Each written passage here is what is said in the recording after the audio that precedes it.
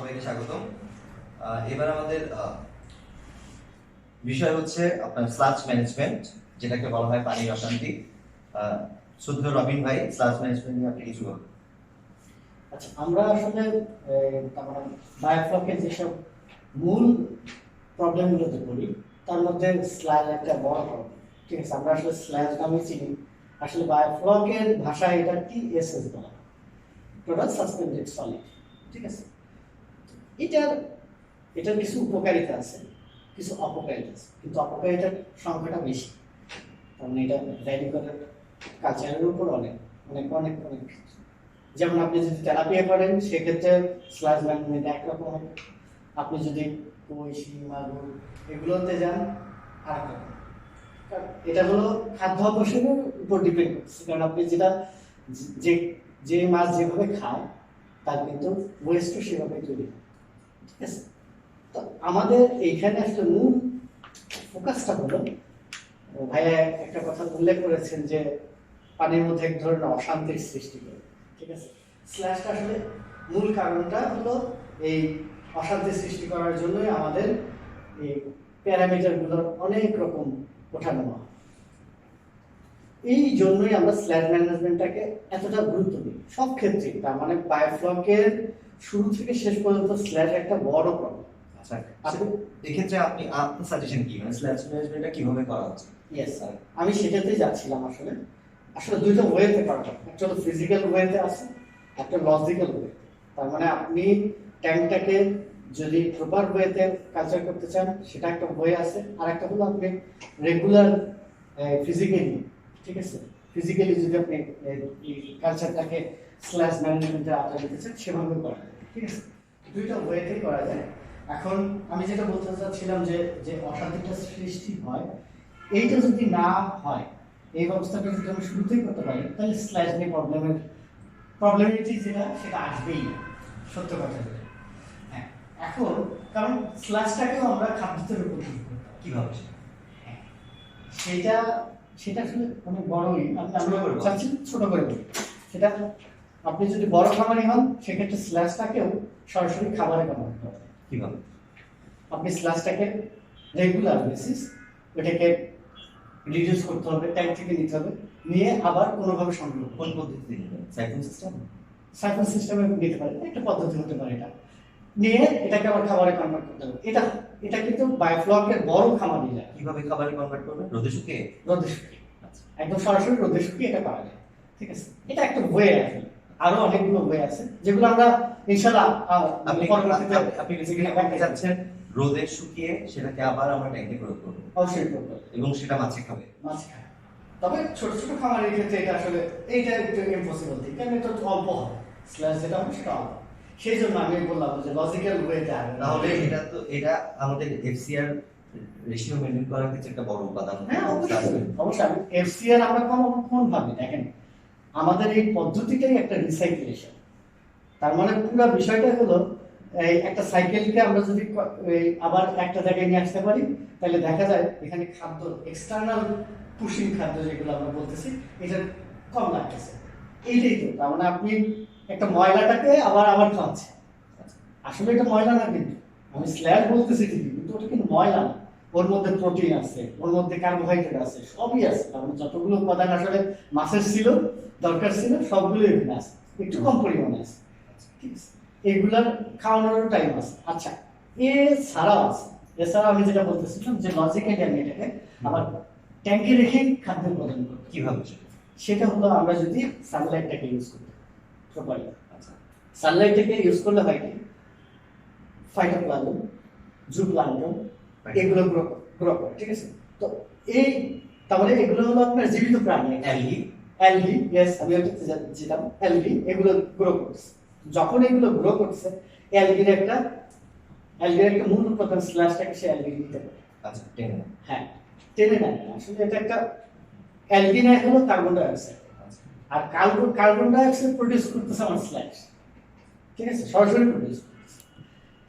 তো আমাদের এই পুরো বিষয়টা একটা, আমরা তো বলতেছি এটা একটা ইকোসিস্টেম, পুরো সাইকেলে এই ইকোসিস্টেমটাকে আমরা বিল্ড আপ করতেছি। তো এটা কিন্তু আমরা যদি মনে করি এটা আমাদের জন্য প্রবলেম, তাইলে আমাদের জন্য প্রবলেম। আর আমরা যদি মনে করি এটাকে আমরা ইউজ করব খাবার হিসেবে, আমাদের ইকোসিস্টেমটাকে ব্যালেন্স করার জন্য, যে এটা নিয়ে একটা মানে ইউজ করার একটা সিস্টেম সেটা এখন জানতে হবে। জি অবশ্যই জানতে হবে। আর আমরা কিন্তু যারা নাকি ছোট খামারি বলেন বড় খামারি বলেন অনেকে কিন্তু স্ল্যাশ কিন্তু ফেলে দিচ্ছি, জি জি জি ডিরেক্টলি কিন্তু ফেলে দিচ্ছি। জি জি সেক্ষেত্রে আমার মনে হয় যে আমরা একটা লসের সম্মুখীন হচ্ছি এটাকে। হ্যাঁ অবশ্যই। তাহলে রবিন ভাই আপনি সাজেস্ট স্ল্যাশটাকে করতেছেন আসলে আমাদের ট্যাঙ্কগুলো সেটআপ করা উচিত সানলাইটের নিচে। ইয়েস অবশ্যই। আপনি আপনি বায়োসিকিউরিটি রাখতে পারেন, বায়োসিকিউরিটিটাকে অবশ্যই আপনার ফার্স্ট প্রায়োরিটি রাখতে হবে, কিন্তু বায়োসিকিউরিটি করবেন আপনি উপরে ট্রান্সপারেন্ট রাখেন, সানলাইটটাকে আপনি ওপেন রাখেন। আমার কথা বুঝতেছেন? তাতে কি হয়, গ্রিন লাইট ইফেক্টটা হয়। তার মানে আপনার এই এটাতে তাপমাত্রার একটা ব্যালেন্স তাপমাত্রা থাকে। আবার দ্বিতীয়ত হলো আপনার এই যে এলবির যে বিশাল রকমের একটা রোল আছে আমাদের বায়োফ্লকে, সেটা প্লে হয়। তো আমাদের মনে হয় এটা খুব বড় একটা তো যারা ঘরে শেডের নিচে করে যেখানে সানলাইট পৌঁছায় না, জি সেক্ষেত্রে আপনার অ্যালগিটা উৎপাদন হবে না, সেক্ষেত্রে আপনার স্লাশ ম্যানেজমেন্টটা তাহলে কিভাবে হবে? সেক্ষেত্রে তো ওই যে বিকল্প পথ তো আগেই বলে নিলাম যে আমরা ফিজিক্যালি এটা করব, ম্যানুয়ালি করব। ম্যানুয়ালি। ঠিক আছে। আচ্ছা রবি ভাই, আমার একটা প্রশ্ন আছে আপনার কাছে এই ব্যাপারে। তো আমরা ঠিক আছে, আমরা এলগি বেসে গেলাম, আমরা স্লাজকে রিপারপাস করে এলগি করলাম। হ্যাঁ তো রাতের বেলা যখন সানলাইট থাকে না, জি তখন এলগি গুলা পানি থেকে অক্সিজেনকে টান দেয়। জি তো এটা একটা রিজন যে ডিও কমে যাবে পানিতে, জি কারণ একে তো মাছ ব্যাকটেরিয়া প্লাস এলগি তিনটে টান দেয়, নাম্বার ওয়ান। নাম্বার টু হচ্ছে এলগি থাকলে এনি টাইম এলগি ব্লুম হওয়ার একটা পসিবিলিটি আছে। ইয়েস তো যেই কারণে দেখা যায় যে পুকুরে মাছ অনেক সময় এলগি ব্লুমের কারণে এফেক্টেড হয়, সেখানে বায়োফ্লকে আমার এত ঘন মাছ, সেটা আমি কিভাবে মাছকে সেফ রাখবো এলগি ব্লুম থেকে? ওকে, আমি এটার অ্যানসার দিই। ঠিক আছে, আপনি ক্লিয়ারলি বুঝতে হবে। দেখেন, আমি যখন একটা জায়গায় কালচার করতেছি, কালচারে একটা বায়োমাস লেভেল থাকে, যেটাকে যেরকম যে কোনো একটা পাত্রের মধ্যে একটা লিমিট পর্যন্ত জিনিস রাখতে পারবেন, তারপরে কিন্তু সব উচ্ছে পড়ে যায়, তাই না? ওই পাত্রের বেশি কিন্তু রাখা যায় না। আপনি একটা পাত্রতে 5 কেজি জিনিস আছে, তার সেখানে কি 10 কেজি জিনিস রাখতে পারবেন? অবশ্যই অবশ্যই পারবেন না, ঠিক না? আমাদের ইকোসিস্টেম গুলো এইরকমই। আর যেই বিষয়গুলো নিয়ে বলতেছি, আমরা বলতেছি বায়ো, তার মানে জীবিত বিষয়, জীবিত প্রাণী, সবগুলো কিন্তু জীবিত প্রাণী। তো ওরা ওদের নিজেদের বংশ বৃদ্ধি বলেন, এই বলেন, সব ওরা নিজেদের একটা কমিউনিকেশনের মাধ্যমে করে। সো আপনি যদি বলেন যে আপনার হেটেরোট্রপিক ব্যাকটেরিয়া আছে, আপনি বলতেছেন আপনার সব রকম, তার মানে কলোনি যেটা বলতেছে ফ্লক, সেখানে আপনার সবগুলো ব্যাকটেরিয়ার উপস্থিতি বলতেছে, যে প্রকারের ব্যাকটেরিয়া, দেন ফ্লক একটা জায়গা নিচ্ছে, দেন মাস। তার মানে এতগুলো বায়োমাস থাকার পরেও কখনোই এলগি একা একা রাজত্ব করতে পারবে না। কথা বুঝছেন? তার মানে এলগি ব্লুম করবে না যদি আমরা হেটেরোট্রপিক ব্যাকটেরিয়া একটা নির্দিষ্ট, আমরা যে লেভেলটা বলি থাকে 5 ml পর্যন্ত রাখা, এর যদি ভিতরে রাখতে পারি, ইনশাআল্লাহ এখানে ওইরকম ব্লুমিং প্রবলেম আসবে না। হ্যাঁ, আরেকটা কোশ্চেন যেটা করছেন আপনি, ডিও লেভেল। ঠিক আছে, দেখেন ডিও লেভেলের আমরা হয়তো এটা বলতে যাই যে আপনি রাত্রেবেলা কিরকম ডিও কনজাম করেন, দিনের বেলা কিরকম কনজাম করেন, এটা যদি আপনি সাইন্টিফিক্যালি ব্যাখ্যা করতে যান, আসলে একটা বায়োলজিক্যাল বিষয়। এখানে আমি অত বড় না, তারপর আমি ছোট্ট একটা ব্যাখ্যা দিচ্ছি। কনজামশনেরও একটা আছে। রাত্রেবেলা আমাদের আসলে ডিও কনজামশন একটু কম হয়, যারা আদার্স মাছ বলেন, বলেন, এগুলো রাতেবেলা ফিড দেওয়া হয় না, সো ডিও কনজামশন কম হয়। সেক্ষেত্রে একটু ব্যালেন্স ওইখানে ওইভাবে ইমব্যালেন্স। আর আরেকটা কাজ করা যায়, শীতের দিন ছাড়া গরমের দিনে আমরা রাত্রেবেলা একটু হায়ার ডিও রিজলভ করার চেষ্টা করি। এয়ারেশন বাড়ানো জি যাবে। জি। আচ্ছা আচ্ছা মানে গ্রিন অ্যালগি করতে গেলে আপনাকে একটু এয়ারেশনের উপর একটা অবশ্যই প্রাধান্য। এয়ারেশন আসলে বায়োফ্লকে একটা বড় সবকিছুর মূল অবশ্যই। আচ্ছা এই রবিন ভাই, আপনি 10% আগে একটু কথা বলতেছিলেন, জি সেক্ষেত্রে আমাদের এখন যে সিচুয়েশনটা বর্তমান সিচুয়েশনে ওকে দেখা যাচ্ছে আমাদের এখন টেম্পারেচার পানির ভিতরে 22 থেকে 25 এর মধ্যে আছে। জি। সেক্ষেত্রে বায়োফ্লকের ক্ষেত্রে অ্যাকচুয়াল টেম্পারেচার কত রাখা উচিত বলে আপনি মনে করেন? এখন আপনি যখন বলেন 22 থেকে 23, তাহলে তো অ্যাকচুয়ালের মধ্যেই নাই। প্রথম কোশ্চেনটা কিন্তু এটা চলে আসছে।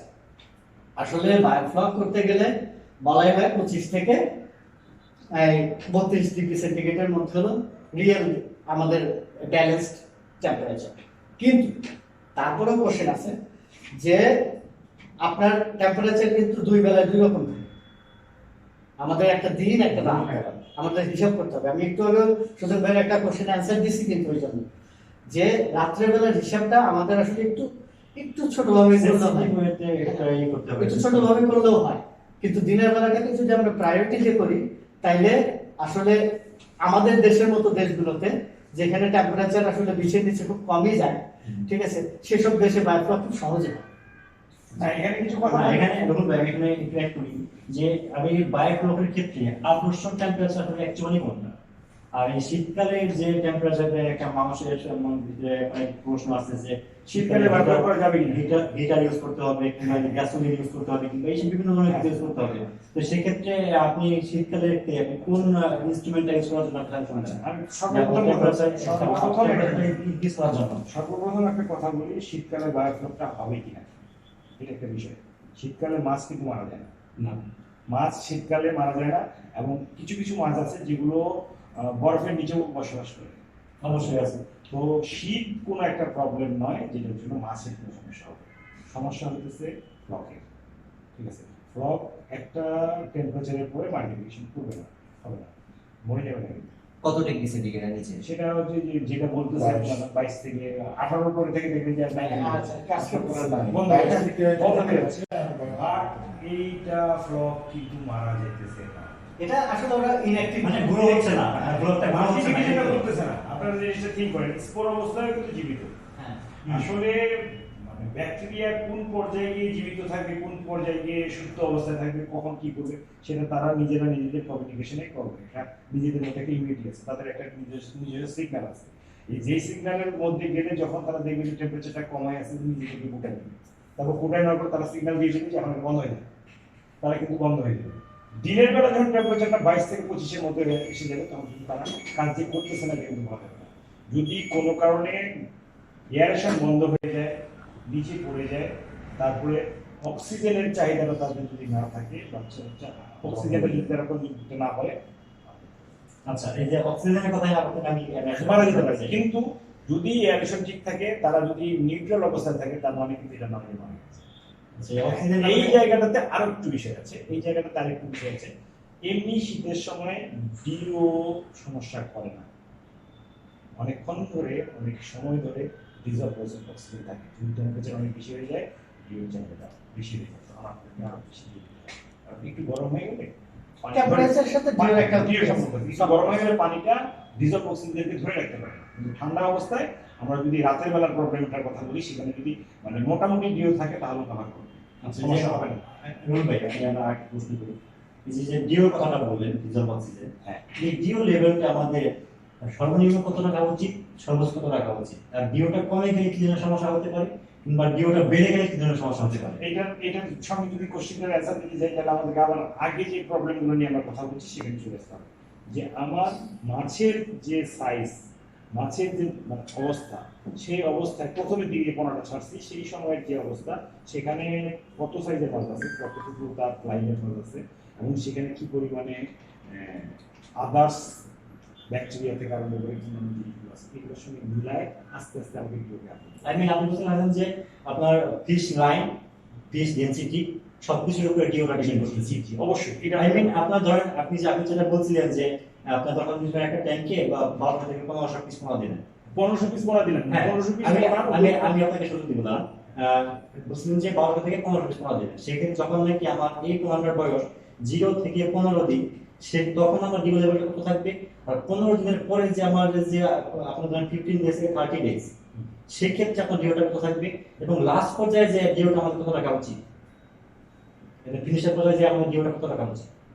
ফিনিশ পর্যায়ে প্রথম অবস্থা থেকে বলি, প্রথম অবস্থায় যে জিনিসটা, সেটা যে নরমাল ডিও যেটাকে আছে, সেটা হয়তো দেখা গেল যে আপনি মনে করেন কি দিয়ে মাপে, এটা এলপিএম দিয়ে এখন আমরা নরমালি কিন্তু সবাই বলতেছি যে আমরা 10,000 লিটার ট্যাঙ্কের জন্য 100 এলপিএম 100+ এলপিএম দিতে পারি, এইটা দিয়ে আমরা স্টার্টিংটা কাজ করতে পারবো। আচ্ছা, ঠিক আছে, এখন আস্তে আস্তে বাড়িতে হবে। আচ্ছা, আমি ভাই এখানে একটু কাছ থেকে ফ্লোরে নিচ্ছি।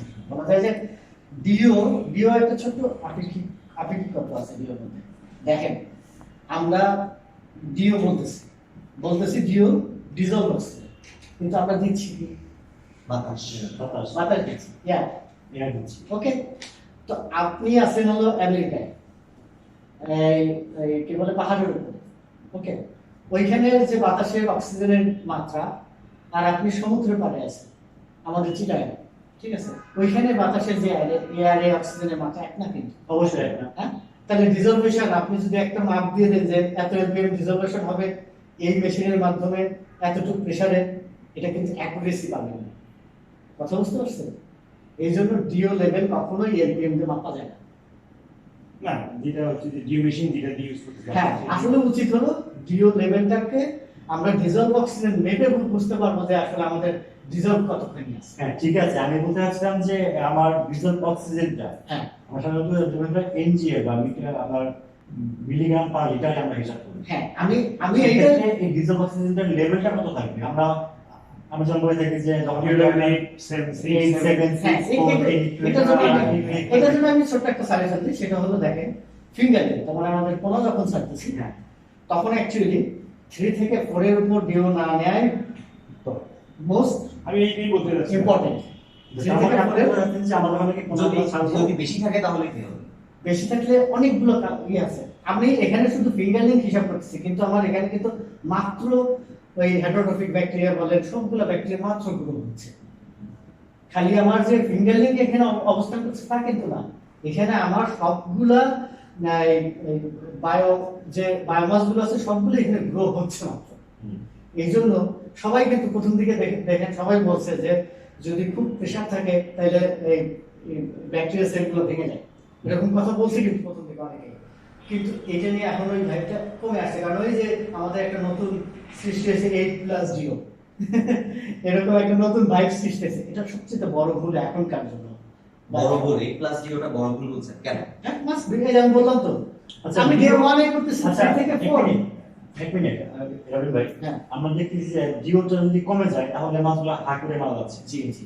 আর সেক্ষেত্রে যদি ডিও বেশি হয়ে যায় তাহলে কি? সেক্ষেত্রে মাছের অ্যাক্টিভিটিটা কিরকম হবে? আমি আর সেক্ষেত্রে আমাদের ডিওটা ডিসক্রিজ করার জন্য আমাদের কি কি পদক্ষেপ নেওয়া উচিত? আচ্ছা, সবচেয়ে বড় জিনিস হলো দেখেন আমরা এটাকে বলি হলো একটা ইকোসিস্টেম। ওকে, একটা ইকোসিস্টেম। যখন একটা ইকোসিস্টেম বলতেছেন পানির মধ্যে ডিজলভ অবস্থায় শুধু একমাত্র গ্যাস ডিও, তাহলে অক্সিজেন তা বলতে পারবেন না, হ্যাঁ? না। দেখেন আমি একটু আগে বলছিলাম যে একটা পাত্রের মধ্যে রাখছেন জিনিসটা, তো ডিও আপনি 8 নিয়ে গেলেন, 10 নিয়ে গেলেন, আর যে অক্সিজেনের সারা যেসব ওই পাইপগুলো আছে, যেসব গ্যাসগুলো আছে সেগুলোর অস্তিত্ব হয়ে যায়, কারণ ওটা তো প্রেশারে সবগুলো বার করে দিয়েছে। কথা হচ্ছে তাহলে ইকোসিস্টেম থাকবে। এই জন্যই ইয়ারাম স্যার সব সময় পুরা বিষয়টাকে ব্যালেন্স রাখার চেষ্টা করছে সব সময়। দেখেন আমি আপনাদের কাছে একটা নতুন টপিক আনছি, সেটা হলো কোরাম সেন্সিং, যেটা হলো এই ব্যাকটেরিয়াদের মধ্যে একটা কমিউনিকেশন। আমি ছোট জাস্ট এক্সাম্পল দিচ্ছি, ব্যাকটেরিয়ার মধ্যে একটা কমিউনিকেশন হয়, এই কমিউনিকেশনটা নিয়ে এখন বিশদভাবে হচ্ছে আপনার গবেষণা চলতেছে। এটা আবিষ্কারই হয়েছে 2018 আবিষ্কার হয়েছে। আর আমাদের যে এরা স্যার উনি যখন এটা শুরু করছেন তখন এটার অস্তিত্বই ছিল, কিন্তু উনি কিন্তু এটাই করছেন, এই ব্যাকটেরিয়া গুলোকে এই কোরাম কোয়েন্সিমটাকে কাজে লাগাইছে। উনি জানতেনই না এই সাবজেক্টটা, কিন্তু উনি করছেন। কারণটা কি? উনি একটা ব্যালেন্স শিট তৈরি করে ফেলেছিলেন, ওনার একটা ডেটাবেস করছিলেন যে এই প্যারামিটার গুলোকে এই জায়গায় রাখতে হবে। কারণটাই হলো এইটা। এই যে আমরা এই যে অক্সিজেনের কথা বললাম, প্রথম দিকে কিন্তু অক্সিজেনের প্রয়োজন কম আসে। প্রথমে ফিশ লাইন কমে আসলে হ্যাঁ অক্সিজেন লেভেলটা ইনক্রিজ করতে হবে। ইয়েস, আস্তে আস্তে এটা গ্র্যাজুয়াল, তাহলে সবগুলোর সাথে একটা এই গ্র্যাজুয়াল। আসলে আমাদের অনেকগুলো টপিক এখানে বিষয় নিয়ে আলোচনা করতে হবে। আমার মনে হয় ডিও নিয়ে আপনি যেটুকু ডিসকাস করেছেন এইটুকুই, মানে অনেক কিছু আমরা জানতে পারলাম। এরপরে আমি রুহুল ভাইকে জানতে চাচ্ছি। রুহুল ভাই, আমরা বায়োক্লক সিস্টেমে অনেকগুলো প্যারামিটারের কথা বলে থাকি, যেমন টিডিএস, স্যালিনিটি, পিএইচ, অ্যামোনিয়া, হ্যাঁ, অ্যালকালিনিটি, হার্ডনেস, এরকম অনেক প্যারামিটার আছে। সেক্ষেত্রে আপনি যদি আমাদেরকে টিডিএস নিয়ে একটু যদি কিছু বলতেন। টিডিএস ওই যে টোটাল ডিজলভ সলিড যেটা সবাই বলতেছে, ঠিক আছে। এখন এখান থেকে টিডিএসটা আমরা আসলে কাউন্টিং করি স্যালিনিটির জন্য। স্যালারিটিটাকে প্রাধান্য দিয়ে আমরা ওইটাই কাউন্টিং করার জন্য চেষ্টা করি।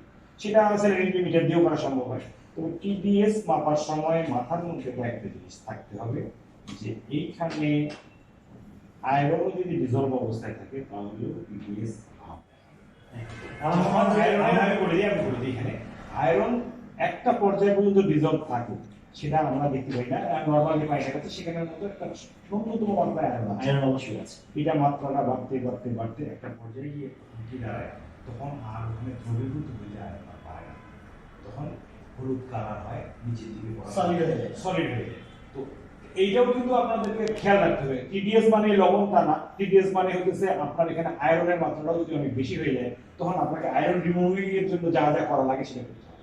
টিডিএস এর মধ্যে আমাদের কি কি থাকতে পারে?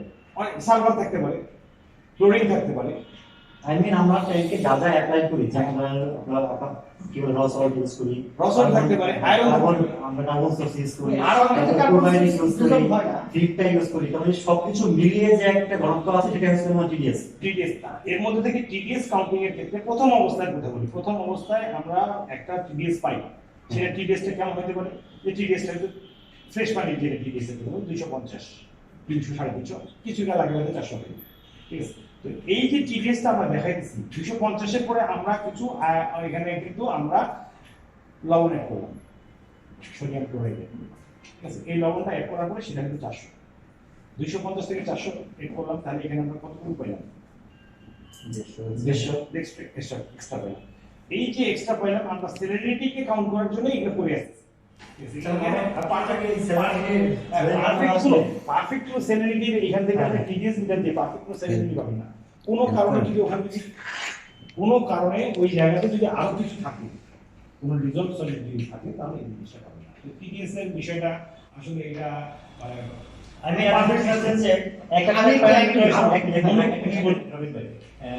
আপনাদের যে প্রত্যেকটা প্যারামিটারের সঙ্গে একটা প্যারামিটার সামঞ্জস্যপূর্ণ, হ্যাঁ এরকমটাই কি? হ্যাঁ যেমন আমাদের পিএইচ এর জন্য আমরা সাধারণত CO3 ইউজটা করি, হ্যাঁ, I mean calcium carbonate use করি। এটার যে একটা ইউজ করার পরে এটা যে একটা ঘনত্ব সৃষ্টি করবে, এটা টিডিএস এর মধ্যে আসবে ওই টিএস এর ক্ষেত্রে যদি আপনি চিন্তা করেন, আমি আপনাকে পিএইচ এর ক্ষেত্রে একটা হিসাব বলি। না, আপনি মনে আমাকে বুঝতে পারবেন না। বুঝাই তো আমি যদি বলতেছি, কোনো কারণে যখন আমরা পানিতে এয়ারেশন দেওয়া শুরু করলাম, ঠিক আছে, পিএইচ কিন্তু আপ ডাউন হয়ে শুরু করলো, আপ হয়ে গেল। কি কারণে আপ হলো? পিএইচ বাড়ে। সিম্পল আমরা যখন ফ্রেশ পানিতে অ্যারেশন দেওয়া স্টার্ট করি তখন সবাই বলে ভাই আমার পিএইচ বেড়ে এই নয় হয়ে গেছে। হয়ে গেছে। অ্যান্সারটা আমি দিই। অ্যান্সারটা আমি দিই। পিএইচ বাড়ার প্রধান কারণটা হলো আসলে যখনই আমরা ডিজলভ অক্সিজেন ডিজলভ করতেছি তখনই কার্বন ডাই অক্সাইডটা রিডিউস হয়, ঠিক আছে। আর কার্বন ডাই অক্সাইড চলে গেলে পরে পিএইচটা আপনা আপনি বাড়তে থাকে। আসলে ও একটা বাফার জোন ক্রিয়েট, সবচেয়ে বড় বিষয়টা কি। আচ্ছা, আমি এখানে একটু ইন্টারাপ্ট করি, আমি দর্শকদের উদ্দেশ্যে করতে চাই যে আপনারা দেখতে পাচ্ছেন যে আমাদের আজকে যে ভিডিওটা করা হচ্ছে এখানে আমরা বায়োফ্লকের খুঁটিনাটি অনেক বিষয় নিয়ে আলোচনা করতেছি, খুব স্বল্প পরিসরে। আসলে বায়োফ্লক নিয়ে যদি আমরা রিসার্চ করতে চাই, আমরা কিন্তু সারাদিন রিসার্চ করলে এটা শেষ হবে না। এই বিষয়ে আমরা আমাদের আগামী 27 নভেম্বর একটা প্রোগ্রাম অ্যারেঞ্জ করতেছি। এখানে সকল প্রকারের প্রশ্ন প্লাস সকল কিছু প্রত্যেকটা পার্ট বাই পার্ট ডিটেইলস সম্পর্কে ধারণা দেওয়া হবে। আপনাদের উদ্দেশ্যে করতেছি আমরা যে আপনারা যদি আপনাদের হাতে সময় থাকে তাহলে আপনারা আমাদের সেমিনার জয়েন করবেন। ইনশাআল্লাহ আপনারা এই সেমিনারে জয়েন করার পর থেকে আমার মনে হয় যে বায়োফ্লক সম্পর্কে আপনারা অনেক কিছু জানতে পারবেন।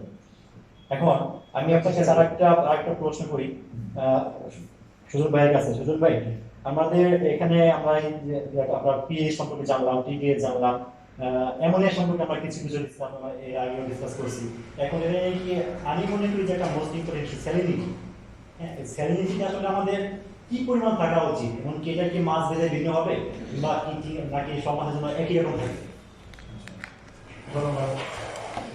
তো অ্যাকচুয়ালি আমরা যেটা রুল সরকার ভাই উনি বলছেন যে আমরা এখন পর্যন্ত শুধুমাত্র একটা কারণে স্যালারিটি মিটারের দাম বেশি, শুধুমাত্র এই একটা অভিযোগ এবং একটা কারণে আমরা টিডিএস মিটার দিয়ে স্যালারিটি মেপে যাচ্ছি, যেটা কখনোই সম্ভব না। যদি আপনারা এটা নিয়ে কেউ দ্বিমত করেন, আমি আপনাদেরকে একটা কোশ্চেন করবো যে আপনার বাড়ির পাশে যে পুকুর আছে ওই পুকুরের স্যালারিটি মেপে আমাকে একটু বলেন যে আপনার পুকুরে তো স্যালারিটি কত আছে। যদি আপনি বলতে পারেন নির্ভুলভাবে, আমি বলবো যে ভাই আমি কিচ্ছু জানি না বায়োফ্লক নিয়ে, আমি জিরো। বাট বলতে হবে যে অ্যাকুরেট স্যালানিটি পুকুরের কত আপনার পাশে যেটা আছে, এটা আপনাকে টিডিএস ভিত্তিতে মেপে বলতে হবে। পারলে আমি আপনাকে গুরু মেনে নিব, কোনো সমস্যা নেই। আর যাই হোক, এটা গেল প্রথম কথা। দ্বিতীয় কথা হচ্ছে স্যালানিটি। এখন স্যালানিটির আমরা অনেকগুলোই কাজ জানি যে স্যালানিটি কি কি ব্যাপারে হেল্প করে। নাম্বার 1 হচ্ছে মাছের স্ট্রেস রিলিফ করে। নাম্বার 2 হচ্ছে আপনার পানিতে কিছুটা বাফার জেনারেট করে। নাম্বার 3 হচ্ছে আপনার যে ব্যাকটেরিয়া গুলো থাকে সেই ব্যাকটেরিয়া গুলোকে বাইন্ডিং এর জন্য কিছু কিছু ক্ষেত্রে হেল্প করে। তো এরকম অনেকগুলো স্যালানিটির অনেকগুলো কাজ আছে দেখে কিন্তু আমরা স্যালানিটিকে পানিতে এত গুরুত্ব দিই। প্লাস সবচেয়ে বড় রিজন হচ্ছে আপনার যে কোনো প্রাইমারি মাছের রোগ আসার আগে স্যালানিটি বাধা হয়ে দাঁড়ায়, সেটা ফাঙ্গাল হোক সেটা ব্যাকটেরিয়াল হোক। স্যালানিটি অলওয়েজ চেষ্টা করে যে মাছের রোগ আসার প্রাথমিক ব্যারিয়ারটা স্যালানিটি ক্রিয়েট করে দেয়। ভালো একটা নিয়ে। এই ভালো একটা way। তো এই ব্যাপারে এখন স্যালানিটি কখন কত রাখা উচিত এই কোশ্চেনের অ্যান্সারে আসি। ওয়াটার প্রিপারেশনের সময় সবার আগে 2 ধরনের মাছের জন্য আমরা কিন্তু অলওয়েজ বলেছি, এর আগেও এই অনুসারে আলোচনা হয়েছে যে কার্প জাতীয় মাছের জন্য একরকম, তেলাপিয়া ইত্যাদি, আর ক্যাটফিশের জন্য টোটালি ডিফারেন্ট। তো ক্যাটফিশের প্রবলেম হচ্ছে যে ওরা ছোটবেলায় যখন ওরা পোনা থাকে তখন ওরা খুব বেশি স্যালানিটি সহ্য করতে পারে না। তো ওদের জন্য আমার সাজেশন হচ্ছে যে আপনারা একদম 0 স্যালানিটি থেকে স্টার্ট করেন। আপনারা প্রতি উইকে স্যালানিটি অল্প অল্প করে বাড়ান। পোনা বড় হবে, স্যালানিটি বাড়বে, পোনা সহ্য ক্ষমতা বাড়বে। বেড়ে বেড়ে একটা সময় আপনি যতক্ষণে ধরেন কালচারের 3য় মাসে চলে যাবেন, ওই সময় গিয়ে ধরেন স্যালানিটি আপনারা কত 1.2 to 1.3 পিপিটিতে নিতে পারবেন। এই পর্যন্ত ক্যাটফিশের জন্য খুবই ভালো একটা স্যালানিটি। তাহলে আপনি স্টার্টিং এ বলতে চাচ্ছেন 0 থেকে শুরু করবেন একদম 0 থেকে, আস্তে আস্তে পোনার সাথে স্যালানিটি বাড়ায় যাবে প্রতি উইকে। আর তেলাপিয়ার জন্য বা এই টাইপের কার্প টাইপ মাছের জন্য আমার সাজেশন হচ্ছে যে আপনারা স্যালানিটি ওয়াটার প্রিপারেশনের সময় 0.6 পিপি দিয়ে স্টার্ট করবেন। কারণ তেলাপিয়া মাছ অনেকখানি স্যালানিটি সহ্য করতে পারে, কিন্তু সেটা লো লেভেলে। হাই লেভেলে গেলে স্যালানিটি সহ্য করতে পারে না। ধরেন আপনি যদি তেলাপিয়া মাছের জন্য শেষ পর্যন্ত গিয়ে 1.5 পিপিতে নিয়ে যান, তেলাপিয়ার প্রবলেম না। তো তেলাপিয়ার জন্য সাজেশন হচ্ছে 0.6 থেকে শুরু করবেন, বড় হতে হতে সেটাকে 0.1 1.1 এরকম পিপিতে নিয়ে যাওয়াই আমার মনে হয় বেটার, বা 1 এর নিচে রাখলে আরো বেটার যদি রাখা সম্ভব হয়। এটা যে তেলাপিয়া মাছের ক্ষেত্রে সাজেশন। আর স্যালানিটির আরেকটা জিনিস হচ্ছে অনেকে মিসকনসেপ্টন আছে যে স্যালানিটি অ্যাড করলে অক্সিজেন বেড়ে যায়। টোটালি কথাটা রং। কারণ স্যালানিটি অ্যাড করলে ওইটা পানির অণুগুলোর ভিতরে যে গ্যাপ থাকে সেই গ্যাপের ভিতরে সোডিয়াম ক্লোরাইড ঢুকে যায়, আয়নগুলো। এই কারণে অক্সিজেন ঢোকার জায়গা আরো কমে, সো স্যালাইন পানিতে অক্সিজেন আরো কম থাকে। সো এটাও একটা রিজন। সো যদি কেউ এই ভুলটা বলে, এটা নিয়ে অনেক বিতর্ক। কারণ হচ্ছে যিনি বক্তব্যটা দিয়েছিলেন তিনি বলতে চাচ্ছেন, উদাহরণ হিসেবে টেনেছিলেন সমুদ্রকে। সমুদ্রতে কি অক্সিজেনের অভাব হয় কিনা, সমুদ্রে অক্সিজেন কোথা থেকে আসে? স্যালানিটিকে উনি মনে করেছেন যে সমুদ্রের অক্সিজেন বাড়ার অন্যতম একটা হাতিয়ার। না, আপনার পানিতে ডিজলভ অক্সিজেন অ্যাকচুয়ালি ডিপেন্ড করে হচ্ছে টেম্পারেচারের উপর। আপনি যত টেম্পারেচার নিচের দিকে যাবে তত ডিজলভ অক্সিজেন বাড়বে, মানে পানির অক্সিজেন ক্যাপাসিটি বাড়বে হোল্ড করে রাখার জন্য।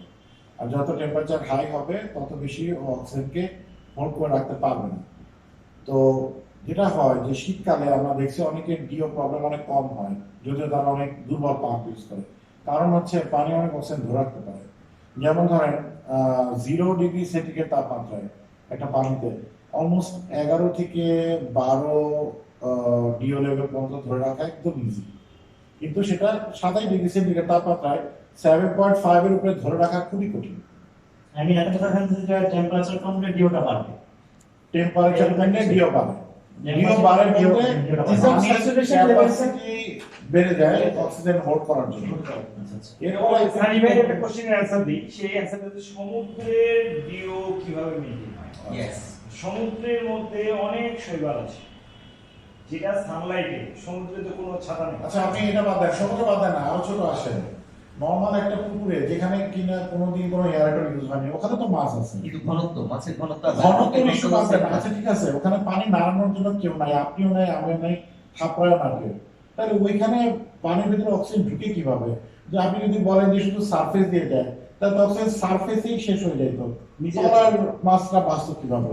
মাছ তো সব লেয়ারেই থাকে। পুকুরেই বলেন আপনি, সমুদ্রে তো অনেক বড় জিনিস, ঢেউ আসে, জাহাজ যায়, অনেক কিছু হয়, পুকুরে তো কিছু হয় না ভাই, তাই না? এই শৈবাল ছত্রাকরাই এই কাজটা করে সামলাই। তার মানে এটাতে সলভের কোনো ভূমিকা নাই। না, সরকারের কোনো ভূমিকা নেই। এবং সেভাবে কিন্তু এগুলো জিনিস কিন্তু বিবর্তিত হয়ে আসছে। যেমন সমুদ্রের পানিতে কিভাবে এই ছত্রাক শৈবালগুলো কতটুকু ডিও কনজিউম করবে, আর বৃষ্টি পানিতে কতটুকু কনজিউম করবে, এটা কিন্তু আমি একটা প্রশ্ন করতে চাই রুহুল ভাইকে। রুহুল ভাই এবং সুজন ভাই দুজনেই অ্যালকালিনিটি নিয়ে একটু যদি আসেন। সুযোগ ভাই শুরু করবো, আমার এই বিষয়টাতে একটু কম ধারণা আছে, আমি এই জিনিসটা ক্লিয়ার করলাম। আচ্ছা, ধন্যবাদ সানি ভাই। অ্যালকালিনিটি অ্যালকালিনিটির সংজ্ঞা যদি আমরা কেউ বলি সাইন্টিফিক্যালি, এটা আসলে হচ্ছে কার্বনেট আর বাইকার্বনেটের মধ্যেকার রেশিও। ঠিক আছে, বাইকার্বনেট আর কার্বনেটের মধ্যে যে রেশিওটা আছে সেটাকে বলে অ্যালকালিনিটি। তো কিরকম আমি একটু বাংলা ভাষায় যদি সোজা বোঝাতে পারি তাহলে আমরা বুঝতে পারবো। যেটা হয়, আমরা জানি যে অ্যাসিড আর ক্ষার, একটা অ্যাসিড একটা অ্যালকালাইন, ক্ষারের ইংলিশ হচ্ছে অ্যালকালাইন। তো কখন একটা পানি অ্যাসিডিক হয়, কখন একটা পানি ক্ষারীয় হয়, এটা আমাদের আগে বুঝতে হবে। যখন আমরা পানিতে অনেক বেশি লুজ হাইড্রোজেন আয়ন পাই, তখন সেই পানিটাতে অনেক কিছুটা অ্যাসিডিক হয়। আর ক্ষারীয় পানিতে এত হাইড্রোজেন লুজ থাকে না। তো আমরা অ্যালকালিনিটি নর্মালি লেভেলটা বোঝানোর জন্য পানিতে আইডিয়াল লেভেল বলা হয় হচ্ছে 120 থেকে 180। এটা নিয়ে কি পরিমাপটা? হ্যাঁ, অ্যালকালিনিটির পরিমাপটা বাংলাদেশে আমি অ্যালকালিনিটি কিট দেখছি, আমি নিজেও কিনছি, 1700 টাকা দাম। ওটা দিয়ে ইজিলি অ্যালকালিনিটি মাপা যায়। তো 120 থেকে 180 যদি আপনার অ্যালকালিনিটি থাকে, সেই ক্ষেত্রে আপনি আপনার পানির মাছ চাষের জন্য 100% উপযোগী। যদি এর চেয়ে কম থাকে তাহলে কি করবেন, আর যদি এর চেয়ে বেশি থাকে তাহলে কি করবেন, এটা হচ্ছে নেক্সট কোশ্চেন। তো যদি এর চেয়ে কম হয়, আপনাকে সোডিয়াম বাইকার্বনেট বা ক্যালসিয়াম বাইকার্বনেট এগুলো অ্যাড করে অ্যালকালিনিটিটাকে বাড়ায় নিতে হবে। এগুলো কিন্তু পিএইচ বাড়বে না। আপনি সোডিয়াম বাইকার্বনেট অ্যাড করেন আর ক্যালসিয়াম বাইকার্বনেট অ্যাড করেন, কখনো পিএইচ 7.5 এর উপরে উঠবে না এগুলো, কারণ এগুলো নিজের পিএইচই 7.5 এর চেয়ে কম, কিন্তু অ্যালকালিনিটি বাড়াবে। ওরা মানে লুজ অক্সিজেনকে কমায় দিতে পারে। তো আর যদি আপনার কোনো কারণে অ্যালকালিনিটি বেশি থাকে, সেই ক্ষেত্রে আপনাকে ইডিটিএ ইউজ করে অ্যালকালিনিটি কমায় নিয়ে আসতে হবে। যদি আপনারা মানে রেগুলার অ্যালকালিনিটি লেভেলে রাখেন, সেই ক্ষেত্রে দেখেন আমরা যেটা বলি যে পিএইচ আমার বারবার কমে যাচ্ছে, মাছ চাষের 3rd মান্থে গিয়ে আমি পোনা দেওয়ার 3য় মাসে গিয়ে দেখলাম যে আমার পিএইচ কনস্ট্যান্ট কমে যাচ্ছে। কেন? কারণ হচ্ছে 3rd মাসে 95 ব্যাকটেরিয়াগুলো অ্যাক্টিভ হয়ে যায় পুরোপুরি, এবং ওরা অ্যামোনিয়াকে ভেঙে নাইট্রেট এবং নাইট্রেট যখন তৈরি করেন তখন ওরা অ্যালকালিনিটিটাকেই খেয়ে ফেলে। তো আপনার যখন পানিতে অ্যালকালিনিটি কমে যায় তখন পিএইচ অটোমেটিক ডাউন হবে, এটাই স্বাভাবিক। তো বুঝতেই পারতেছেন যে অ্যালকালিনিটি একটা নির্দিষ্ট লেভেল পানিতে না রাখলে আপনার ব্যাকটেরিয়াগুলো কাজ করতে পারবে না। পিএইচ একটা নির্দিষ্ট লেভেল ধরে রাখার জন্য অ্যালকালিনিটিকেও আপনার ধরে রাখতে হবে। সেটা আপনার সোডিয়াম বাইকার্বনেট বা ক্যালসিয়াম বাইকার্বনেট যেটা ইউজ করতে পারেন। ধন্যবাদ সুজন ভাই। আমি এখানে আমরা যেটা বুঝতে পারলাম যে আপনার এই আমাদের ফিশ ট্যাঙ্কের বা মাছ চাষের জন্য যতগুলো প্যারামিটার আছে, সবগুলো প্যারামিটার সঙ্গে একটা সঙ্গে একটা সম্পৃক্ত। একটা কমে গেলে আরেকটা সমস্যা হচ্ছে, আরেকটা সমস্যা মানে প্রত্যেকটা কিন্তু একটা সাইকেলের মতো আর কি হচ্ছে। সেক্ষেত্রে আমার মনে হয় যে যদি কেউ এটা শুরু করতে চায়, বায়োফ্লক হোক বা পলিপন্ডি হোক বা আপনার হাইডেন্সি পন্ডি হোক, যে কোনো চাষে যদি নতুন কোনো শুরু করতে চায়, তাহলে অবশ্যই তাকে এই সব জিনিসগুলো একটা বেসিক নলেজ থাকা দরকার। অবশ্যই। আর এইসব নলেজগুলো নিয়ে আমাদের আগে 27 নভেম্বর একটা প্রোগ্রাম আমরা প্ল্যান করে আছি। আমরা সেই প্রোগ্রামে আমাদের এই যে মাছ চাষের যে সমস্যার সম্মুখীন কিংবা বিভিন্ন সময় আমরা বিভিন্ন গ্রুপে পোস্ট দেখি যে মরা মাছের ছবি দিয়ে পোস্ট করে। আমি অ্যাকচুয়ালি আসলে এই মরা মাছের ছবিগুলো দেখে আমি ত্যাক্ত হয়ে গেছি। আমি চাই না যে আর কেউ এই মরা মাছের ছবি দিয়ে পোস্ট করুক। এই মরা মাছের ছবি দেওয়া পোস্ট করা বন্ধ রুখতেই আমাদের আগামী 27 নভেম্বরের সেমিনারটা।